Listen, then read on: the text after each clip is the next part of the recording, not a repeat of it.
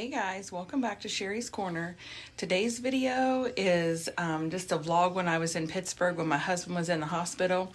I had to go get my infusion and then drive back, so I decided to talk. I was telling you about when I got lost in Pittsburgh. I mean, downtown in the dark, it was raining. I was so lost and I ended up driving home after my little fiasco. And then I showed you the house that I was able to stay in. So in the beginning, you'll see all of the food. Everything was free. This was like a 5-star hotel. It was gorgeous. So I just wanted to bring you along when I went. So sit back, relax, and enjoy the video.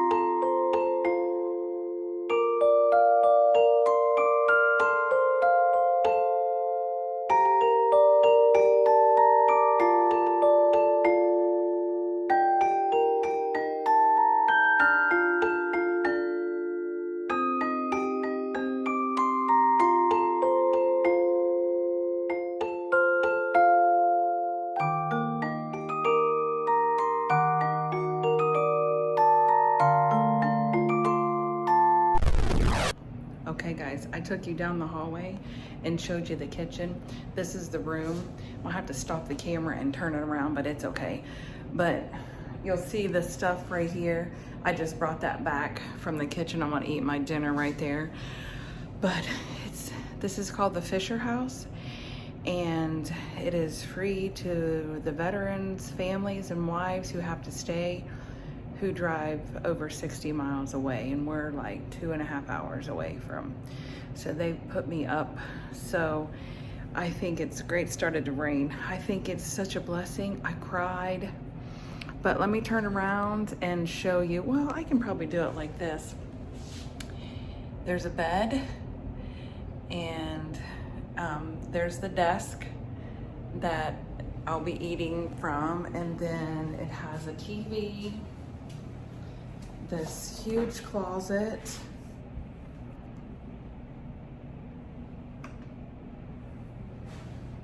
the room is huge, and then the bathroom is really big.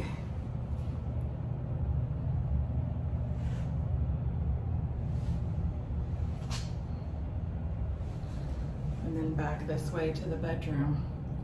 I mean, it's super nice and clean and spotless, and I just feel so blessed that, you know, I have a nice warm place to sleep compared to my Monday thing. And I'm not sure when you'll know. You might already know about it, because I don't know when I'm going to get both of them up.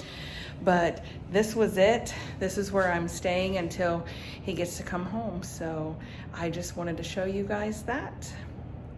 See you around the corner. So Monday, I leave early Monday morning, make it to the hospital, and he looked okay, not the best. So, but they couldn't get me in the Fisher House, which it's a house that's near the hospital that is free for patients who travel. Nobody called me back, nobody answered.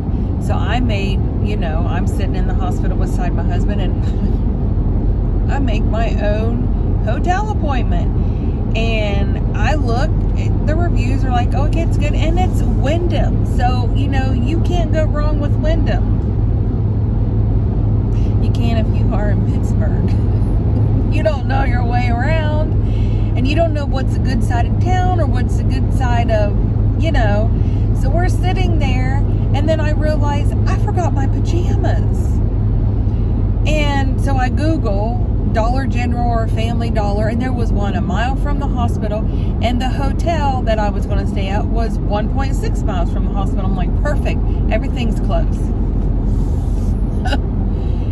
leave my husband and to go to get me some clothes, some pajamas, and it's taking me down this scary road, and I'm like, oh, my hair's a mess. I am like, I don't think this is right. There's construction, mind you, so your GPS takes you around construction.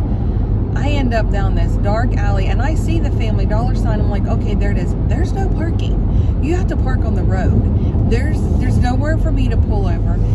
There's a bunch of hooligans standing outside, and they're smoking, or I don't know what they're doing. But I am like, I'm not stopping here. I just kept right on driving, and I got behind this car, and my GPS was like recalculating. Let it turn me around. So I tried to mess with it to take me back to the hospital. It won't take me back to the hospital while I'm driving. It wouldn't let me put in an address.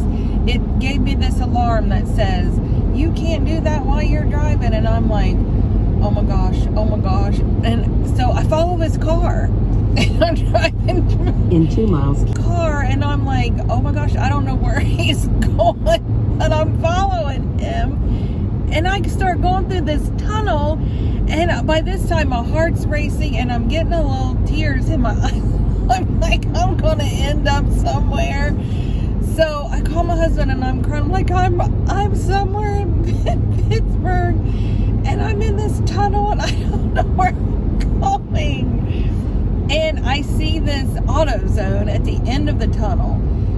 So I pull in there, and I put it in park, and I'm shaking because it's dark.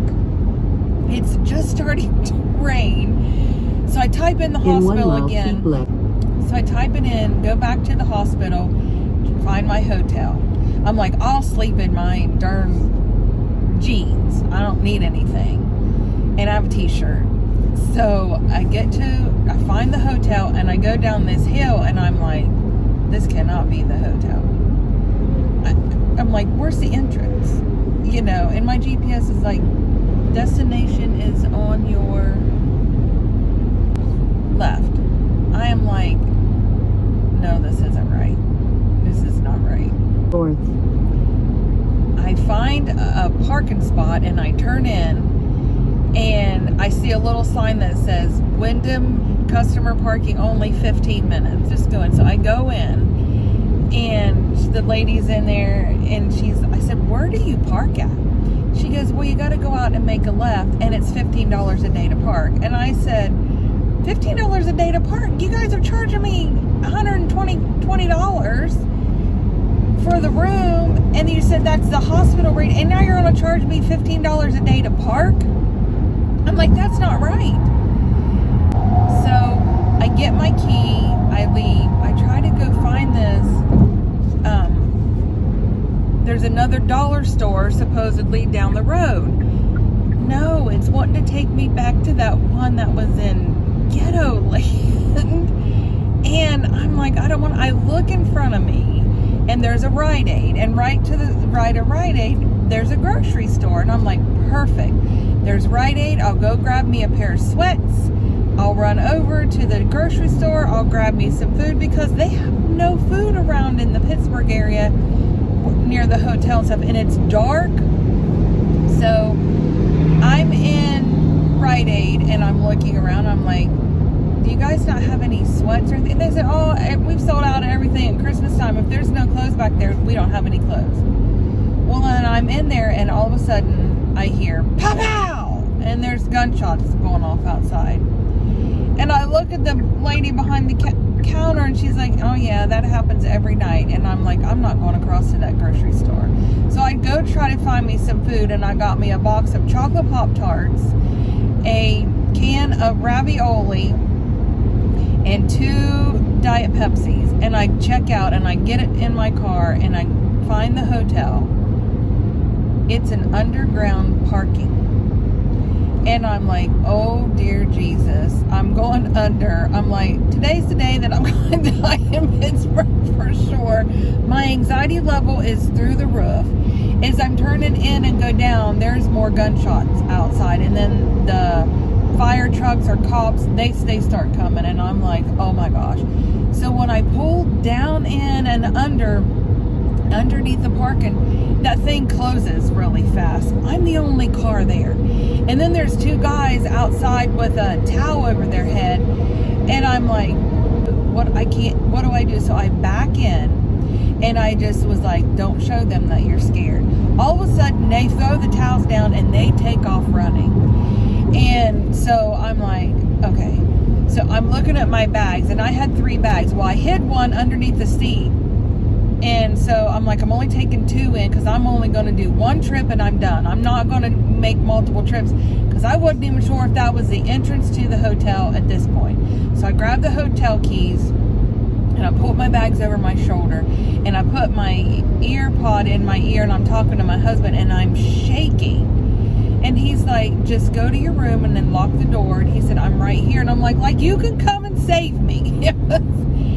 So find the elevator. Well, the elevator closes, but it's not going anywhere. And I'm pushing 5. It's not going anywhere. The sucker goes down. And I'm like, oh my gosh, I need to go up.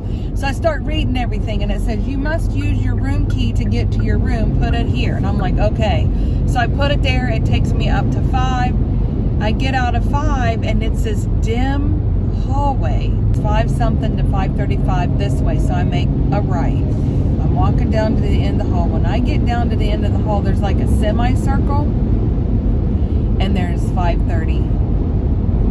3, 34, 35. My room was in the middle of these 2 small doors. If I put my arms out, you could touch each door that was beside me. And I'm like, I don't like being back here this close. So I put my key up there, and it opened up the door, and I shut it. And I think the door locked. I don't know. When I walked in the door, there was a window. So the curtains was wide open. So I go over to the window, and I try to shut the curtains. They're not shutting. Well, guess what happened after that? Pow! There's more gunshots outside. And I'm like, oh my gosh. So I move away from the window, and I sit in a chair on the other side of the bed, and I call my husband, and I'm crying, and I'm like, listen, I can't shut the window. And I'm like, and where the bed is, you can see out. People can see me laying in the bed. I'm not laying in that bed, and I'm crying, and I'm like, I'm just gonna sit in this chair all night long. And my husband's like, just go back out. And he goes, you can go home. I'm like, I'm going home. I'll drive 2.5 hours to get home to sleep in my own bed. And I was sobbing at this point, and he goes, honey, go home. I would rather you be safe than be there. And he said, it sounds like you're not in the right part of town to be staying there by yourself. He goes, please go home. I'm like, okay, I'm going home. So I go back out, find my car. I get in the car, and I can't get out of the garage. That little arm thing is not going up. And I look at my husband, and I go, it's not going up. He said, well, go out the other way. And I go, what other way? And he goes, turn it around, turn your phone around. I had him on FaceTime. He goes, turn it around and let me see. And I go, there's only one way in and one way out, and this is out. And I said, I'm stuck here. The arm was down, but there was a place over on the left. So I measured with my eye, and I went far over to the left as I could go. And that little thing was over here, just this far. And I'm thinking, please don't scratch my car, but I don't care if it does. I'm flooring it if I can get under. It didn't touch my car, and I got underneath it, and buddy, I got out of there, and I did not stop until I got home. I was so scared. It was not funny. And I was like, I'm on the wrong side of town for sure. Once I got home and I talked to my daughter, like she just got home from her trip with her boyfriend, I come in the door and I'm like, Mark's safe from Pittsburgh ghetto. And she's like, Mom, it's not funny, but it is. But she's like, I would have found you another hotel room somewhere. I'm like, no, I didn't want to stay. I was so scared that I didn't want to stay there at all. because of my anxiety by that time. I mean, I was a nervous wreck. So then I slept in my own bed. I really didn't get home too late. I got home 9:30, 10, somewhere around there.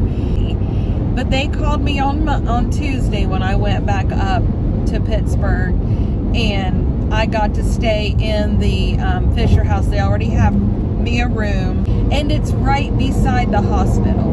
I still have to drive there because they don't have the walkways or anything done, but it's I leave the hospital, make a right, go around this big circle, and the house is right there, and it is gorgeous. It's like a 5-star hotel. They have housekeeping there that they call the concierge, and they are at our beck and call, whatever we want. I just feel very blessed that I'm able to stay there. And I think it's very very generous of them to have stuff for the veterans' families who travel so far away, so nobody has to pay for hotels or anything. So that has been my week, you know. I tell people that, and they're like, you need to write a book. I'm like, people just don't realize how stressful it has been the past couple of months, but we just have to take the good with the bad, and that's with anything and anybody at life. You take the good with the bad, and we just try to be positive. Hey guys, be blessed, and laugh and have fun, and I'll see you around the corner.